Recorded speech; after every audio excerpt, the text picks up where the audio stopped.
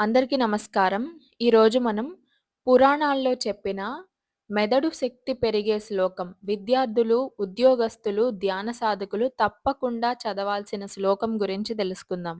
నిత్యం ఈ శ్లోకం పారాయణం చేయడం వల్ల, ఈ శ్లోకం చదివినప్పుడు వచ్చే ధ్వని తరంగాలు మెదడు శక్తిని ఉత్తేజితం చేసి, స్మరణ శక్తిని పెంచుతాయి.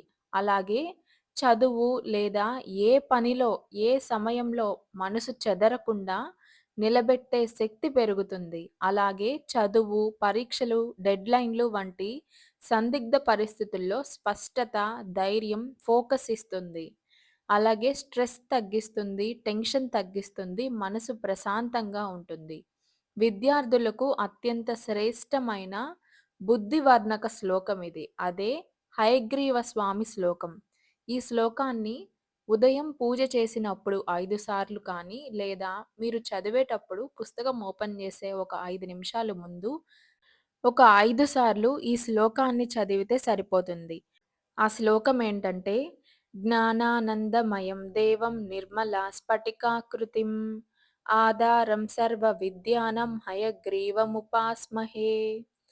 చిన్న పిల్లలు కూడా చాలా సులభంగా నేర్చుకుంటారు.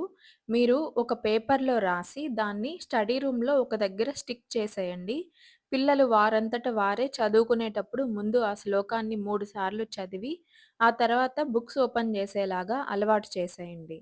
వీడియో నచ్చితే లైక్ చేసి షేర్ చేయండి. అలాగే ఓం హ్రీం హయగ్రీవాయ నమః అని కామెంట్ చేయండి.